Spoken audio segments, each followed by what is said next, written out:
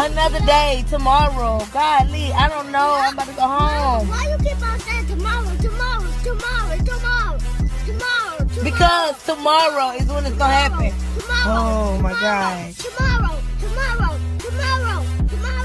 Stop it. Hey, what's up, everyone? Welcome to Breaking Barriers with Danny and Jess, where we tear down the barriers to health and fitness. This is episode 1, our first episode. And in this episode, you'll get to know us, your hosts, Danny and Jess. And we decided the best way for you to get to know us is by interviewing each other. Yep. And I'm going to start off the interview. I'm going to interview Jess. Are you ready? I'm ready. I'm going to get all in your business. I'm going to get all in your business. So let's do it. All right, I'm an so open book today. The first question is, so just basically tell us where you're from. Yeah, so I am from Milwaukee, Wisconsin. I don't believe there are very many Black people in Wisconsin, but we kind of all situate in Milwaukee. Let's see, I grew up there. I was there until I turned almost 18, went to college in Mississippi. But, you know, growing up in Wisconsin was an interesting thing. All right. Well, tell us about that. How was it growing up in Wisconsin? Yeah, it was, like I said, interesting. You know, growing up in the Midwest, there's a lot going on, you know, even with the seasons. I was telling you earlier, it's snowing here in Indianapolis, and, you know, the weather in Wisconsin is crazy, of course. But just growing up, I grew up in a pretty normal family, normal Black family. When it comes to food and celebrations, we were all about it. You know, my mother, she would cook all the time, and you know, there'll always be food in the house. And, you know, when it comes to my health and just thinking about that, I wasn't necessarily the thinnest kid growing up. I always, you know, had a little meat on my bones, but never, you know, very, very overweight. So I always kind of had a challenge when it came to growing up being, you know, a little bit thicker than most girls in my grade. But overall, you know, I can't complain about my childhood. I think you know, I had a pretty healthy upbringing when it came to just living life as a child in Milwaukee. Mm-hmm. So what made you decide to become a dietitian? And, you know, I think a lot of it did have to do with my upbringing and being around food so much. Like I said, you know, my mother, my grandmother, my aunts, they would all cook all the time. There was always some sort of cookie or cake or pie in the house. And so, you know, I just really love to eat, love to cook. And when I went to college, I was pre-med. So, you know, I had my heart set on being a doctor. And for an elective, I took a nutrition class and, you know, just fell in love with it. You know, I loved how, you know, food and science could work together, and the idea of using food to, you know, build health was just amazing to me. And I wanted to learn more about that piece. And so I took another nutrition class and another nutrition class. And before I knew it, I changed my major and settled on the path to being a dietitian. Nice. Yeah. So this podcast how do you help your clients break barriers? What are the tools you provide for them? Yeah, that's a great question, because I think when people think about food and nutrition, they don't necessarily think about barriers, so to speak. They think, okay, what do I need to do in order to change my diet or to eat healthier? But you know, a lot of what we do as far as our eating behaviors are concerned has a lot to do with breaking barriers, because there's a lot of things that prevent us from eating healthy, you know, like our lifestyle, if we have kids, if we work a lot, if we, you know, have health conditions that prevent, you know, what kind of foods we eat. So, you know, when I talk to my clients and I work with them, we establish what those barriers are first and foremost. You know, what's stopping you from really adopting a healthy eating lifestyle, and what's stopping you from making the choices? Is it, you know, are you eating emotionally? Do you eat when you get bored? Do you have trouble digesting certain foods? Do you have access to all the healthy foods you need. So I think, again, a lot of that has to do with identifying those barriers and saying, okay, what can we do? What can we change Mm-hmm. to get you to a place where healthy eating is working for you? And you take it one step at a time. It doesn't have to be a full-fledged overhaul when it comes to changing your diet. Small changes make a big difference. And, you know, when it comes to talking to clients and just talking to women especially, we have to get deep down in the nitty gritty when it comes to our diets and how we feel about food. And it's just amazing, some of the conversations that I've had with some of my clients about things that have to do with food, but it's not really about food. Right. It's about, okay, this is how I grew up, and so this influences my choice in how I choose food. Or I never really did like this food because nobody ever fed it to me, and now I'm trying to figure out what I like as an adult and a woman. Or I'm going through menopause, and so everything is just kind of out of whack, and so that affects how I eat. So again, it's just identifying those barriers and addressing them, and then moving forward. Right. Yeah. Okay. So have you always been into health and fitness? Has this something you've always been conscious of? You know, I would say honestly, no. I've always been active. I participated in sports in middle school and high school, and even did ROTC in college. But I don't think it was until college that I realized how important maintaining my health would be in order to continue to be active. So I think that's the place where I came to that realization. Again, growing up, I didn't really think that what I ate or, the fact that I was exercising had an impact on my health. I just like to do it. I Right. just like to be, active and moving around. But again, I think once I learned about the science and how all that connects, and, how we can prevent disease when it comes to some of those changes and choices, um, Hmm. that's when it really hit home for me. So have you ever like fell off from working out or eating right? Like had a moment of, you just wasn't on your A game? And Now, if you and if you did, like how did you like get back on track? yeah, I'm laughing because like I can't count the number of times.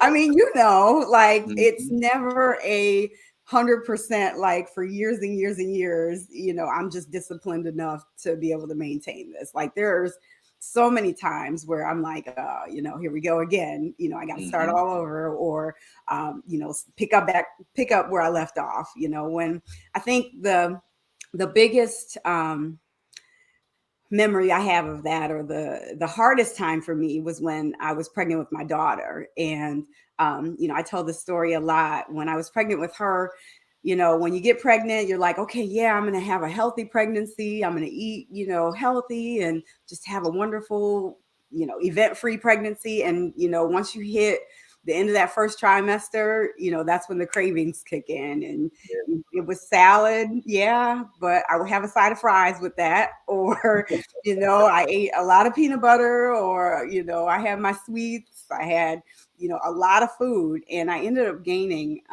over 80 pounds during my pregnancy. Ooh. Yes, yeah. And the moment for me when it comes to that is I was it's probably in my eighth month, 30 something weeks. And I was walking up the stairs, and I literally had to pause and catch my breath like mid flight. I mean, and these are like stairs in your house. So it's not like I'm, climbing flights. This Right. was like mid, one flight. And I was like, I can't do this. Like, this is not how I'm supposed to be. So, I made a promise to myself. I said, okay, let me just go ahead on and have this baby, and we'll see what happens after. And so, I had my daughter, very healthy child, and once I got cleared by the doctor, that's when I started, and I started small, because I had a newborn. So it's not like I could pick up and go to the gym or anything like that. So I literally walked up and down my stairs. I made better choices when it came to my food. I did what I could until I could do what I wanted to do. And I ended up losing all the weight that I gained. And not only that, but then eventually, you know, I got to a place where I had lost a little bit more and a little bit more. And, you know, I'm where I am today, Great, great. 14 years later. Later, yes. Yeah. Yeah. So, what advice would you give clients who use the excuse, "I don't have time to prepare healthy foods or even exercise or things like that"? Like, time is the number one excuse. Like, how do you Mhm. help them with time management? You know, honestly, like I have to be straight with you. You know, the saying is true. We make time for the things that we want to make time for. Hmm. And I understand that, you know, there are a lot of things that become priority. But at the end of the day, you know, I always say as well, like we can't take care of other people if we don't take care of ourselves. And, you know, it's just been, I've found that, you know, the less I take care of myself, the less I exercise, the less, you know, I choose to focus in on eating healthy foods and eating well, the worse I feel and the worse I take care of the people that I love. And so again, you know, I show my clients kind of shortcuts and life hacks to where it's a little bit easier, you know, you can save time. But at Right. the end of the day, you know, we have to make time and make it the priority, even if it's just for a short period of time, making it the priority when it comes to taking care of ourselves, because we need that. It's just good Absolutely. self-care. Absolutely. Yeah. So, give us like one thing that like you struggle with, like personally, maintaining your discipline, staying on track. Like, what is something that you struggle with, even as a Yeah. diet? Yeah.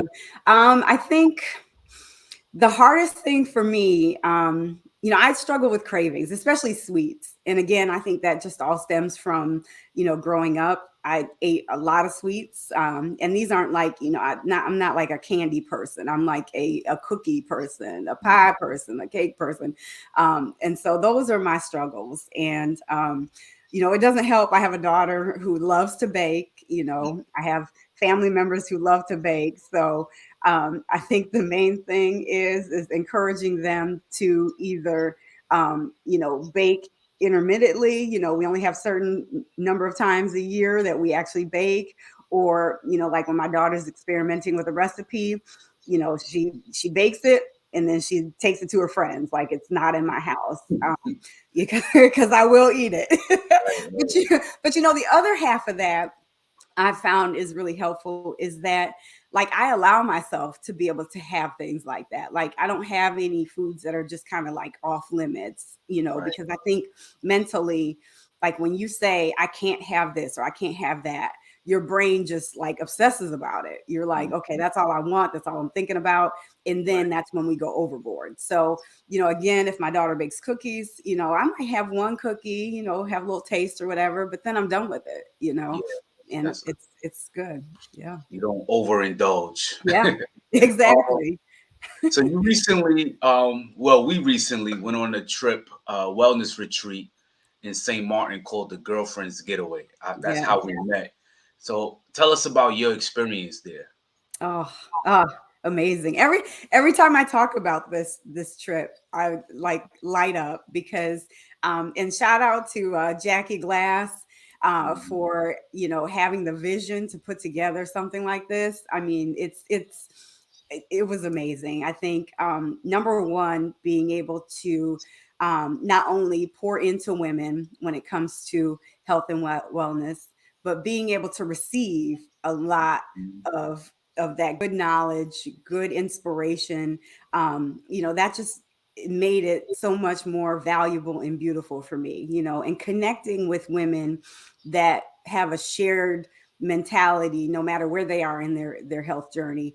Mhm. Because we need that. We need to be able to have a support system and a network of women that, you know, are like-minded when it comes to that. Because, you know, when we go home, sometimes, you know, it's just us and maybe one or two other people that are really on this journey like this, you know. And so to be able to join up with, you know, over 50, I think it was like 50 or 60 women there, like It that. was more than that. I think Yeah, it was more than yeah. I mean, it was like, okay, yeah, I'm not out here by myself. Like, you know, she's doing it and she's doing it, and we're doing it all different ways, but we're all getting similar results, you know. It was just amazing. What I liked about it too was we touched on health and fitness, but we also touched on mental health. We touched on finances. It was just like an overall, life type of retreat. It wasn't just about health and fitness. It was your mental and how to balance your money, how to deal with family. Like it just touched on everything. And I love that. So Absolutely. we can do it again next year. I know. I'm looking forward to it too.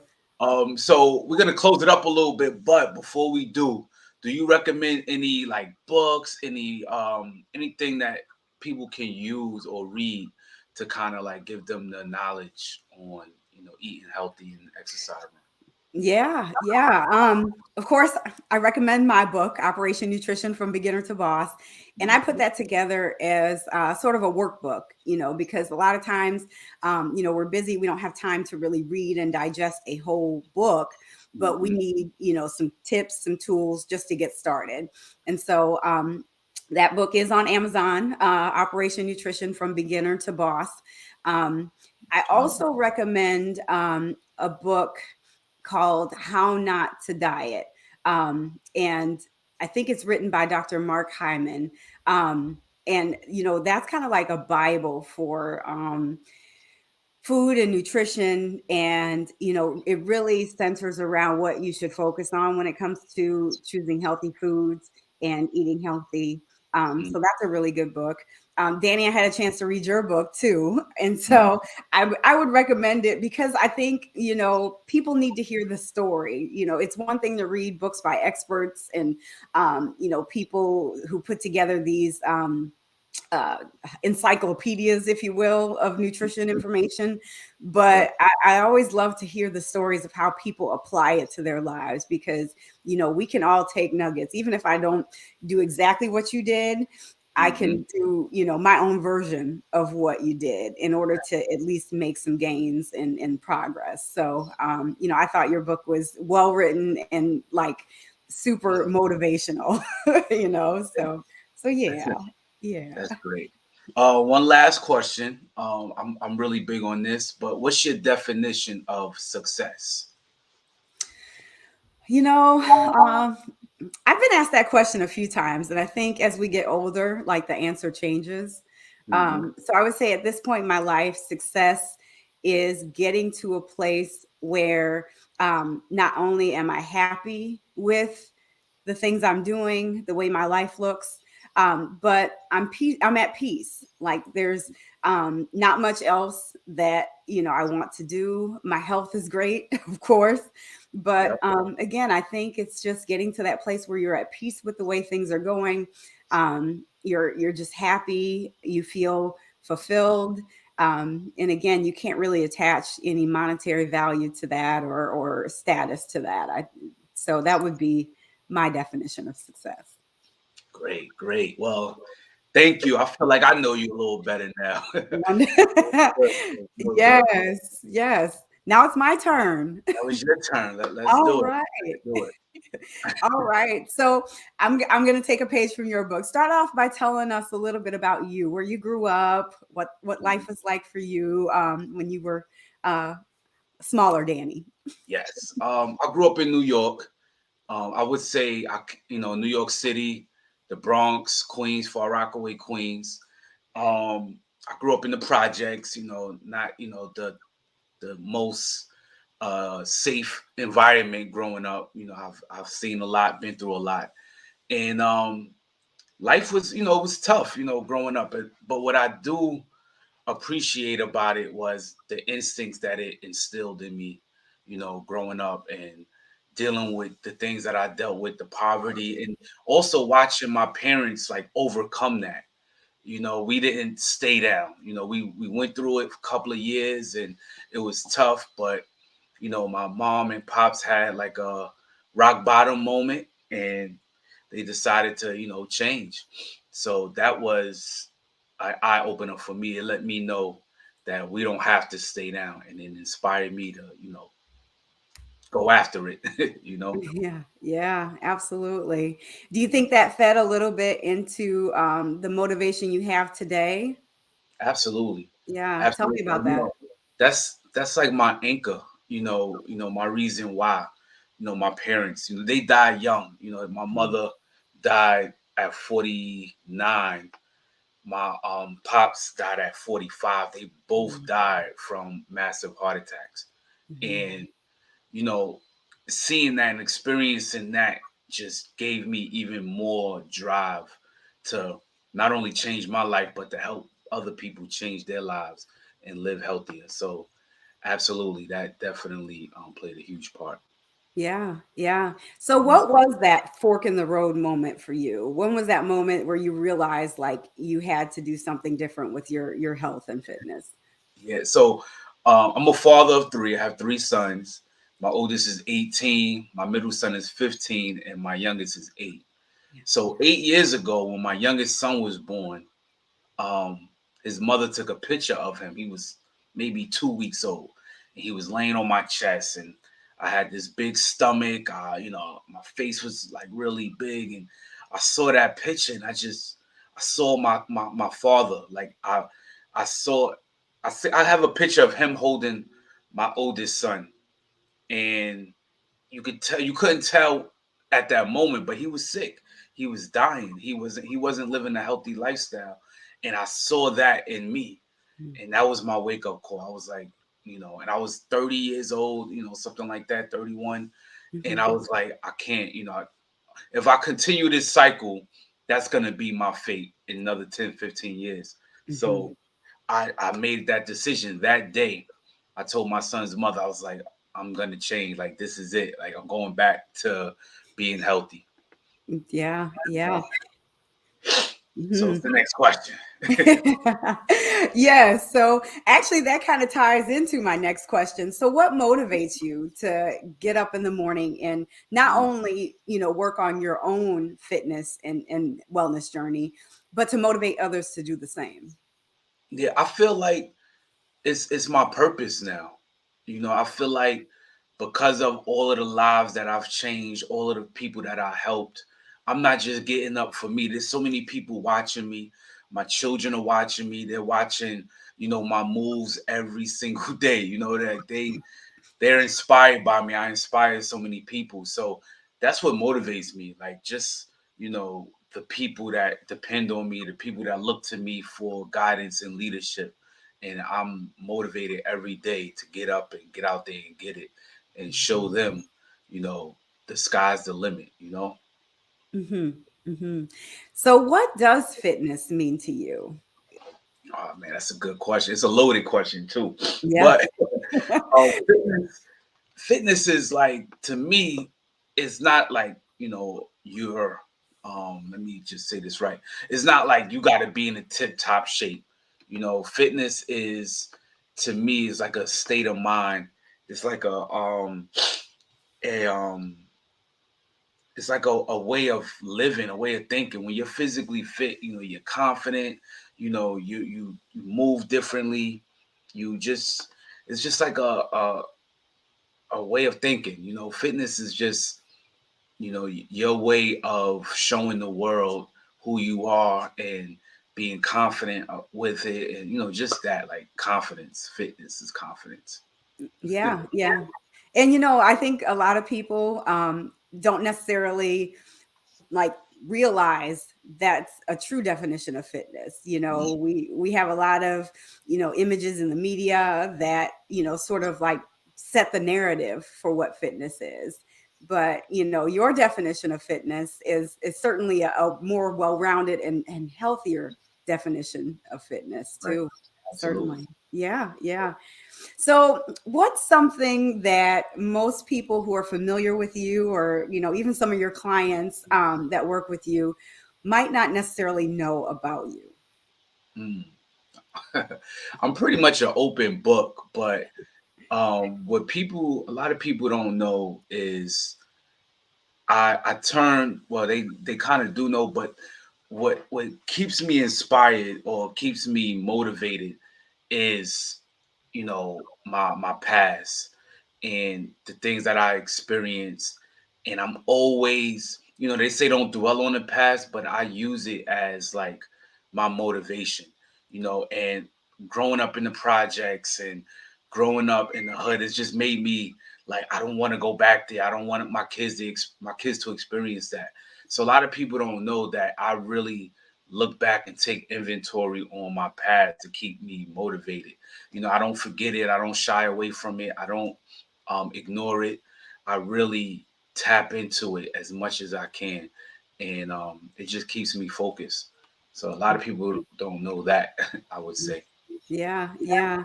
So kind of piggybacking off of that, what's a piece of advice that you would give your younger self? Mm. I would tell my younger self, to listen to my mother more. I've listened to her a lot, but there's a lot of things that she said, that a lot of advice that she gave me, that I didn't necessarily listen or understand until after she passed away. After she passed away, it was like, oh, like, I understand what you meant by that now. Or, I recognize that person wasn't for me. She was trying to tell me, for years. And so I would say, listen to her more. Like, I try to tell my kids that, like, I know you don't see what I see, but trust me, I've been there. I'm not telling you nothing that will hurt you. So, and it's hard growing up as a kid, because we think our parents, oh, you don't know, Mm-hmm. you don't know what's going on in these streets, or you don't know what's going on in school. I'm like, trust me, I've been there, done that. So I would tell my younger self to not be so stubborn and just listen. It's almost like when it's like moving by faith, right? God puts us in certain situations, or puts us in certain experiences, and we don't know what the outcome is going to be. But if you trust God, you just like, I don't know, why you got me going down this road, but I believe, something good is going to come out of it. So I think, listening to your parents more will help your life be a little bit easier. So that's Yeah. one thing I tell my younger self. Absolutely. I think we can all relate to that too. Absolutely. It's like the hindsight. And, sometimes you'll be in a situation and you'll think, oh, my mom told me about that. Or, Yep. my dad told me about that. So Mhm. absolutely. Absolutely. Um, so if you could step into my shoes during this conversation, Mhm. what's something that you would have asked yourself that I didn't necessarily ask you? Um, I would probably ask myself how. A question that I asked you was like, how do you stay disciplined and focused, through distraction in life? Yeah. And the answer I would give would be, just always have a real deep reason why you started, or why you're on this journey called fitness and health, and really dig deep. Don't make it where, oh, because I want to just look good, or because I'm going on vacation next month, so I gotta lose this weight. Just dig deeper. Like I told you, my reason why is I don't want to die young. I want to live a healthy lifestyle. I don't want my kids to experience what I experienced, or what my brother and sister experienced, losing our parents young. Yeah. And I want to be there for them, and I want to break the cycle. So I would ask, why? Like, dig deep. That was the question and answer. Yes, yes. And again, kind of piggybacking off of that, this Mhm. podcast was your idea. You approached me and you brought the idea to me. And, of course, I was down with it because, I know that, you're super motivated to spread the word. And, I am as well. And, when you came to me with this idea, I was all for it. But Yep. tell me about like the moment or the time when that idea kind of popped into your head. Like what what were you thinking when you said, oh, podcast? Yes.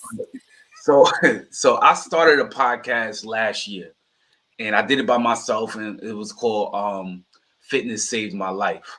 Hmm. And I interviewed different people from different backgrounds, and it was great. Like, I loved it, but it was a lot of work doing by yourself. And so I kind of like took a break from it, and I was gonna do like a season two, but still I was getting anxiety, like, back doing this by myself. And so when I met you, and listening to you and talking to you, I realize we think alike, but we also come from different backgrounds and we have different approaches. You know, Mhm. I eat healthy, but I'm not a dietitian. You exercise, but you're not a trainer. You know, so Yep. I felt like we can both bring our expertise, our background, and just our approach to health and fitness, and like really give the people something that they can use and benefit from. So when I asked you, I was hoping you said yes, and I was happy you said yes, and it just kind of like solidified like this is what we need to be doing. And this is episode 1. It's a little sketchy, we still getting it out, which is fine, and Yep. it's transparent. But I'm looking forward to. I'm looking forward to interviewing more people and talking about current events and just really like taking this to the next level. Absolutely. And I'm looking forward to it too. And like you said, we both come from different backgrounds. So, we both have a different lens that we view health and wellness and fitness in, but at the same time, like there's a lot of common ground. And I think, that just speaks to, the whole idea of health and wellness as a whole, even though everybody has their own different and personalized experience, like the value that we see and the lessons that we get from it are all pretty much the same, Right.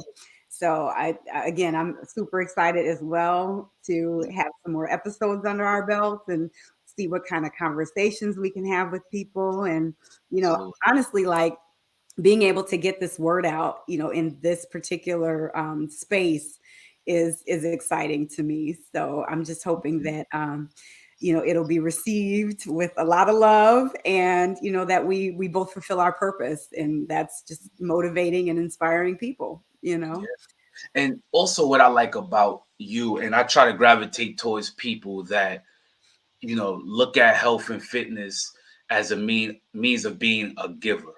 You Mm. know, I talk to trainers, and I dealt with trainers that not only, but their motivation is money, or their motivation is, they'll tell me, oh, I got clients that pay me, and they don't use up their sessions, or they'll cancel, but they ain't getting no refund, and I don't care. At least I got the money, and I'm like, I'm not about that. Yeah. I feel like that's gonna come, but I'm about the results. I'm about actually helping people change their lifestyle, and that's enough for me.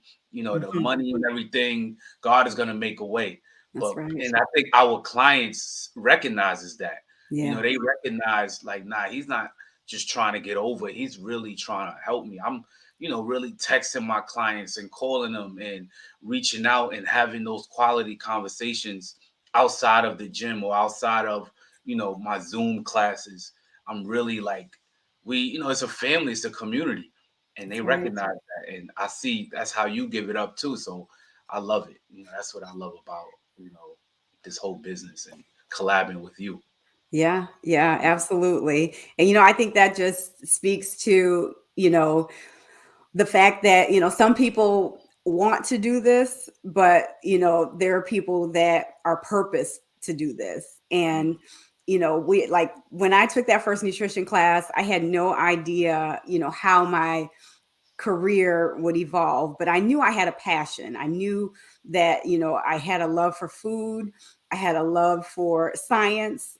And I Mhm. think, as, I grew, it became, a love and a desire to help people, and being able to help people in this space, focusing in on something that everybody loves, which is food, and being able to have it, to create a mindset and daily habits that bring out that love. Like, I'm not trying to be the food police and tell you what not to eat, but at the same Mhm. time, if we work within, our left and right, we can create, a food lifestyle that you can still love, Right. and it works for you. It promotes long life and longevity, and it just brings out the best in you. And Absolutely. so, and I think, I've been to a few of your workouts, and and of course I've heard you speak before, and I think that you bring out that same thing when it comes to exercise. Like, you make it fun, Yeah. You make it something that, most people don't necessarily, want to do per se, but they Right. get joy out of doing it. Mhm. They see results, they feel better when they've done it, and there again, there's some people that, lead classes and train people, and you just feel worse after you're Right. done with their training. So they But just got beat up. right, like you want to go home and cry. Yeah. But I will say every, workout that I've been to where you're conducting it, like I'm like, oh, okay, yeah, here we go. Mhm. I'm good. Like I Absolutely. feel better after the workout. So Yeah, like yeah. what I like about the group classes and even my one-on-ones, a lot of trainers, they don't display personality during their sessions. Yeah. And like you said, we make it fun. I'm talking to you. And then also if I see strengths, if I see, you see when we were doing push-ups and I Yeah. see how good you are at doing them, I'm like, oh, now we're gonna, I I'll kind of push that even You more. call me out. Yeah, cool. Let's do some more push. So I really try to stay engaging with the clients. I use music as motivation. Music is big when it comes to my sessions. Yes. And it's just I love it. I love touching people. I love, that interaction. I love helping people. And also they hear like the word boot camp or group classes, they get a little intimidated by it. You in the service, so when you hear boot camp, it's like, oh, boot camp. But they don't really realize that it's more motivational camp. I really, you know, show what your 100% is. I'm not expecting you to compete with the person next to you. You just give your 100% and realize it's more motivational class. I have, modifications and different things like that. So I love that part of it. Yeah, absolutely. And that builds confidence too, because if I come to your class the first time, like there may be people there, that have been attending for months or years, and walking in new like that, sometimes we get intimidated. We're like, okay, well, I can't do everything.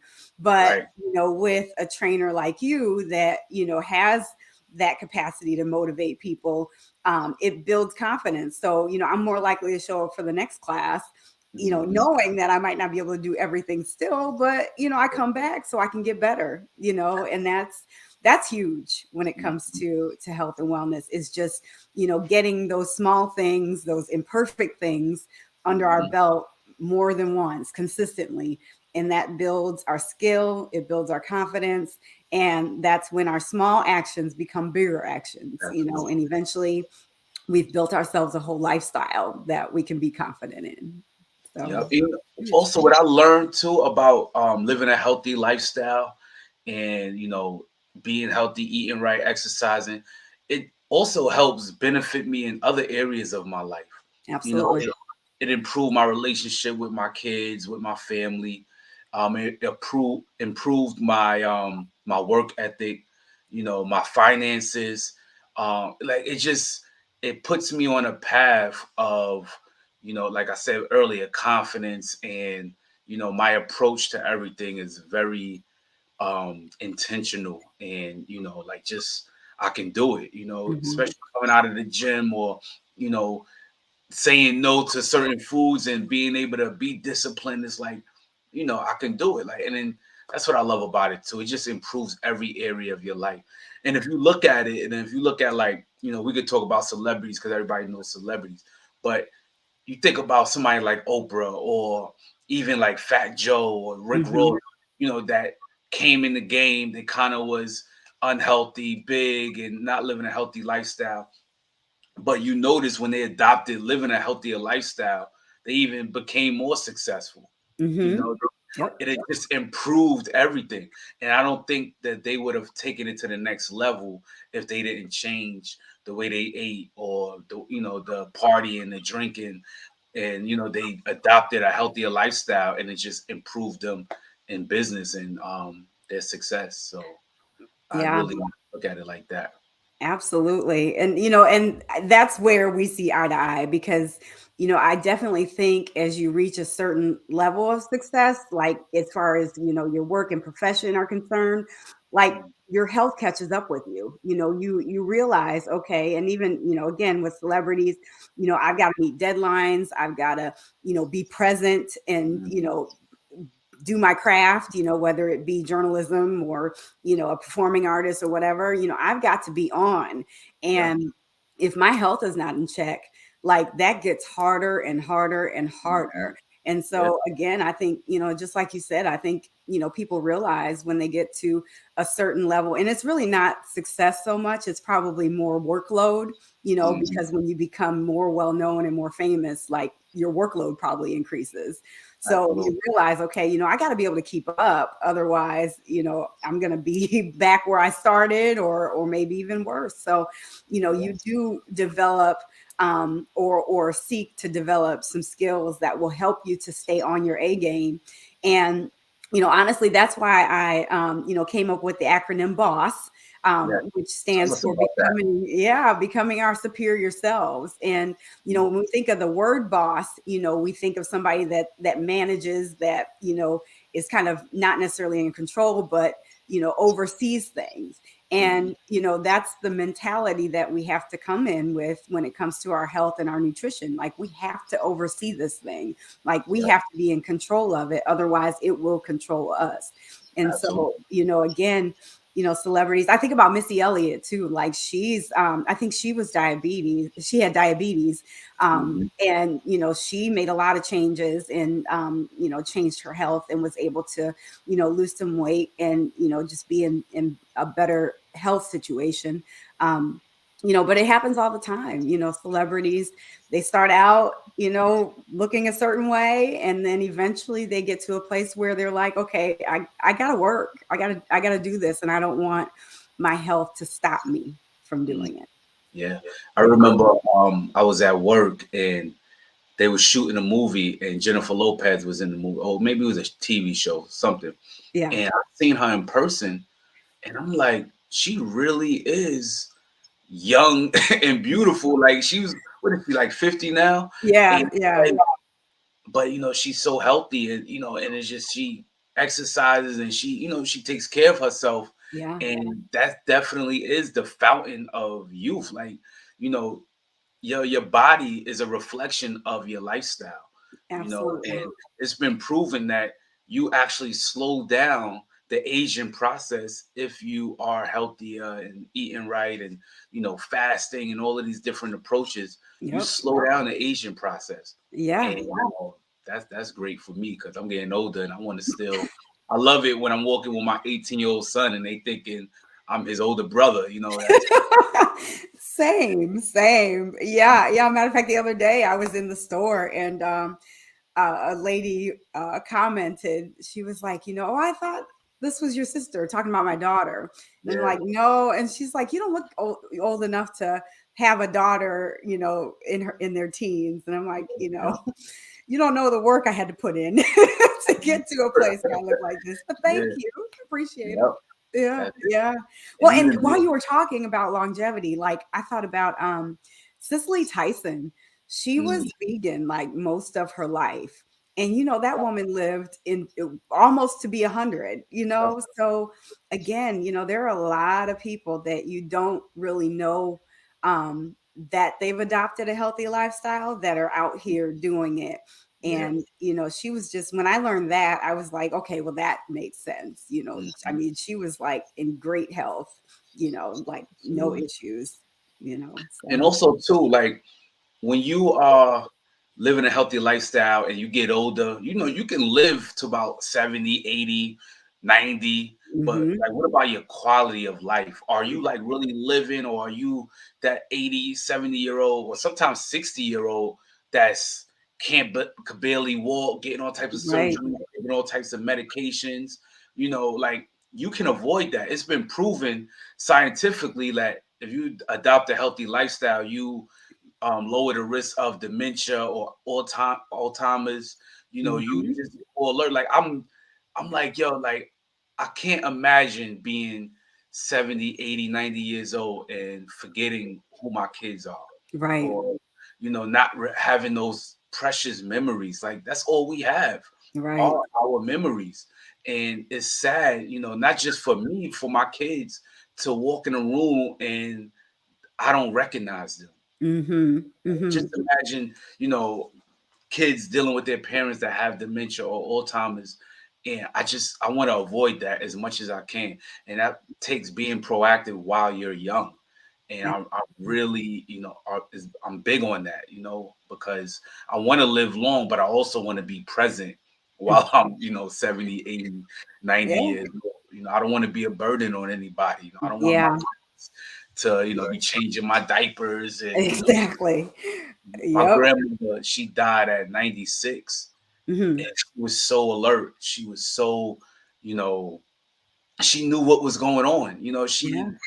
Even the doctor said, like, if her body, like her organs were like her brain, she would be, her body, she just got older. She just shut down. Yeah. But she was sharp. She knew everything. She used to tell me about, growing up in the South. And, she died in 2000. Oh, I got a tattoo. 1999, sorry. Yeah. Yeah. And she was born in 1903. Oh, wow. When she died. So she grew up in South Carolina, and her mother was a slave, and she, all of that. Like, it was just her telling me those stories and teaching me that was like amazing. And she was present. And, Yeah.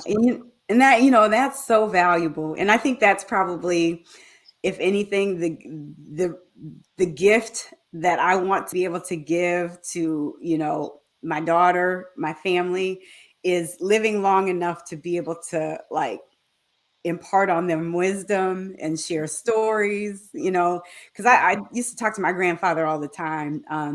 And, he would tell me stories about the war, and I was younger. So, there were times where I was like, I don't want to hear this. But, and he just had that kind of personality, though. He was a great storyteller. So when he would tell it, I would actually listen. But, as we get older, like, we don't think about those things. I too think about, I don't want to be in a position where people are taking care of me, changing diapers and moving me from left to right.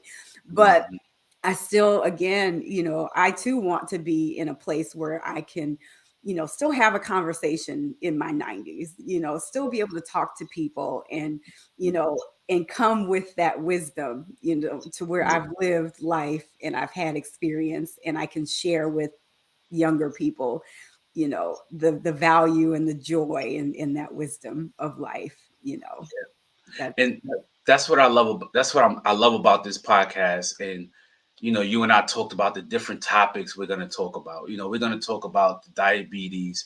We're going to talk about, the time management. We're going to talk about staying disciplined and, like all of these different things and the tools that we're going to provide people and show them, we're human too. I'm going to be transparent. You're going to be transparent. Yeah. And we're going to interview people that's going to bring value to the podcast. I'm looking forward to, interviewing people like Dr. Barbara Joy. I love her approach on health and fitness. Jackie Glass, who's diabetic, and she was able to reverse it. And, what she got bringing to the table, just so many different people that I know will bring so much value. Romy. Yeah. Even, what's her name? Nicole. Yes. Yeah. So yes. look forward to talking to them. And Patrick. So, it's going to be great, man. I'm just so excited about what it is. Up. We're making memories here, making some more memories. I love it. So how do you want to close it out? Well, I mean, that is that, thank you for sharing your story, and, what's going on in your mind and heart and your passion. Absolutely. And I'm looking forward to learning so much more about you and picking your brain on a lot of things, because you're so knowledgeable, not just on nutrition, but just as a Black woman coming up, making a way, being an example for your daughter. And, I love that, so thank you. I appreciate it. So there you have it. This is that. Oh, yes. Thank you, everyone, for tuning in to Breaking Barriers with Danny and Jess. Yes. And we look forward to many more episodes. And we're gonna go live sometimes. You know, this is recorded, but we'll do some live shows. We'll, get people engaged. Maybe take some comments as people are watching, and questions, Q&A, and I'm just looking forward to it all. Yes, same. Looking forward to it. It's going to be an exciting ride. Yes, absolutely. Yeah. All right, there you have it. Episode 1 down. Down. Stay safe, drink a lot of water, and eat plants. Eat plants, yes. All right.